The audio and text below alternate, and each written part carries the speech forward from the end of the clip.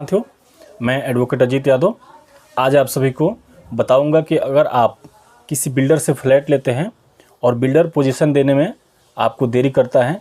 यानी कि आपने जो फ्लैट यूनिट बुक किया है उसका कंस्ट्रक्शन डिले है या कंस्ट्रक्शन होने के बाद भी अगर आपको बिल्डर पोजीशन नहीं देता है, आपको रहने की अनुमति नहीं देता है, आपको फ्लैट की चाबी नहीं देता है, तो इस सिनेरियो में आप क्या क्या एक्शन ले सकते हैं। इसमें सबसे ज़रूरी है कि आप पहले चेक करें कि आपका बिल्डर और बायर का एग्रीमेंट हुआ है, उसमें क्या क्या चीज़ें मेंशन हैं और उसमें मेंशन चीज़ों में बिल्डर ने पोजीशन के बारे में क्या कमिटमेंट किया है। जब आपने एग्रीमेंट किया था उस टाइम पे क्या आपको डेट बताई गई थी, उस डेट की सही से जानकारी चेक करें। आपका और बिल्डर के बीच में जो पेमेंट पे कंसिडरेशन हुआ था, जो म्यूचुअल एग्रीमेंट बना था, वो आपके तरफ से कोई लेक है, कहीं कमी है या बिल्डर की तरफ से कहीं कमी है, उसको आप सही से चेक कर लें। उसके बाद रेरा का जो सर्टिफिकेट होता है, जो रेरा का अप्रूवल होता है, वो बिल्डर आपको बिल्डर बायर एग्रीमेंट बनने के टाइम पे ज़रूर दिखाता है, तो वो चेक करें। और अगर आप ये पाते हैं कि अगर आपने बिल्डर को पेमेंट सही समय पे किया है लेकिन बिल्डर जानबूझ के पोजीशन लेट कर रहा है या किसी भी रीज़न से अगर वो पोजीशन लेट कर रहा है, तो आपको सबसे पहले क्या करना है कि रेरा में कंप्लेन करनी है। रेरा होता है real estate regulatory authority. RERA ऐसी संस्था है जो इंडिया में बिल्डर्स को, जो बड़े डेवलपर्स हैं, जो फ्लैट बना के बेचने वाले जो व्यवसायी हैं, उनको कंट्रोल करता है, उनको रेगुलेट करता है। इसीलिए इसका नाम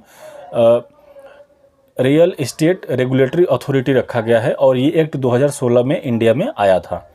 इसमें क्या होता है, अगर आपका जो फ्लैट है उसकी कीमत मतलब 1 लाख से 50 लाख के बीच में है, तो आपका जो केस चलेगा वो आपके डिस्ट्रिक्ट कोर्ट में चलेगा। और 50 लाख से अगर 2 करोड़ के बीच में आपका वो फ्लैट का वैल्यू है, तो वो आपका स्टेट के कंज्यूमर फोरम में जाएगा। और आप 2 करोड़ से एबव में जाएंगे तो आपको NCDRC में आपको कंप्लेन फाइल करनी होती है। जैसे पहले आप क्या करेंगे, आप एग्रीमेंट चेक करेंगे, उसमें बिल्डर के पोजीशन का टाइम चेक करेंगे, और अगर उसमें आप अपने तरफ से बिल्कुल संतुष्ट हैं कि मैंने सही से पेमेंट किया है, टाइम पे पेमेंट किया है, और बिल्डर जानबूझ के जो मेरा पोजीशन है वो डिले कर रहा है, और आपको जैसे आपका रेंटल अभी भी जा रहा है और आपको अन्य परेशानी हो रही है फाइनेंशियल, तो सबसे पहले आप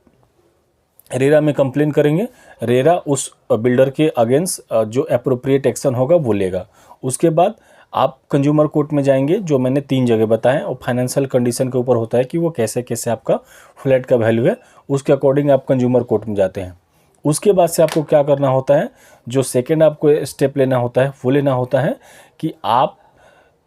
जो आपका मनी आपने बिल्डर को इन्वेस्ट किया है उसको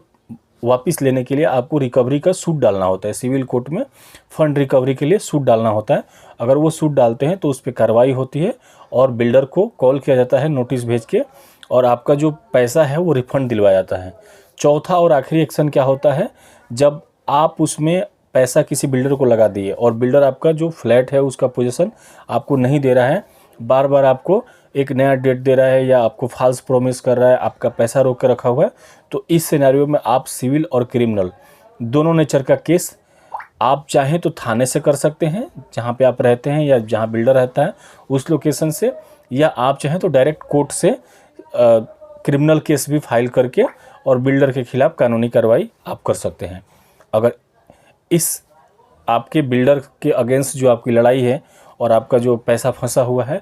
इस लड़ाई में अगर मेरी कहीं आपको ज़रूरत पड़े तो आप मेरे दिए हुए व्हाट्सअप नंबर पर ज़रूर मेरे से कोऑर्डिनेट करें और मैं आपकी पूरी सहायता करूंगा, आपका जो इन्वेस्टमेंट है उसको सेफ रखने के लिए और आपका जो पैसा वहां पे फंसा हुआ है उसको वापस लेने के लिए। तो आज की वीडियो में इतना ही, मिलते हैं फिर एक बार नए वीडियो के साथ जहाँ पर हम और आपके कानूनी अधिकारों की रक्षा के बारे में बात करेंगे। और अब अगर अभी तक आपने चैनल को सब्सक्राइब नहीं किया तो चैनल को काइंडली सब्सक्राइब कर न्यू ताकि न्यू नोटिफिकेशन होगा वो आपको तुरंत मिल जाए। इसी के साथ आप सभी को शुभ रात्रि। जय हिंद।